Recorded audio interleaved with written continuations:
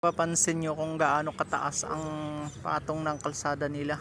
Ito yung mga sidecar dito, oh, mga malaki.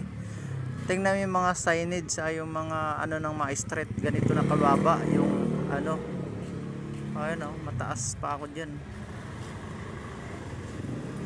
Dahil nga sa lalim ng tambak, kaya naging ganyan na yung ano nila, yung mga sa ano, mga sign ng street. Sobrang baba na. Ayan, kalsada na, oh. Sa taas ng tambak ng kalsada nila, dahil nga madali bumaha dito, kaya tinaasan yung mga kalsada dito.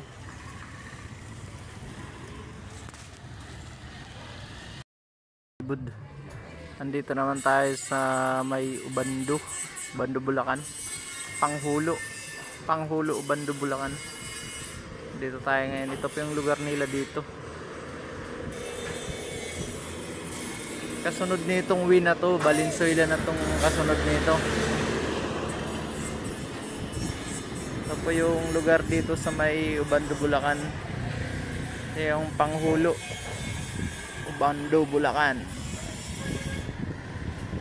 Oh. Medyo maraming baha nga lang dito pag mga tag-ulan. Pag pumunta ka dito ng tag-ulan, pero sa ngayon wala kang makitang baha dito dahil tag-init. At dito mo rin makikita yung mga sidecar na mga mahaba. Pansin natin dito yung kalsada lang yung mataas, yun sa mga gilid yung mga baba. Ay, may ginagawa dyan, mga baba. Pansin nyo mga kalibod, ang baba dun banda, kaya pag bumaha madali babahain dito. Ang kalsada lang dito yung mataas.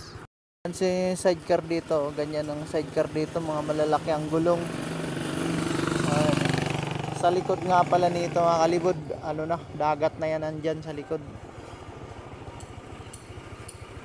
Kasi dulo na kasi ito ng ano, dulo na ng Valenzuela to.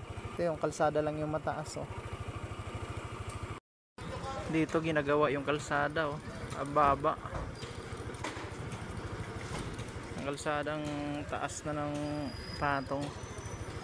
Ang kalsada ito ginagawa habang walang baha, tag-init pa.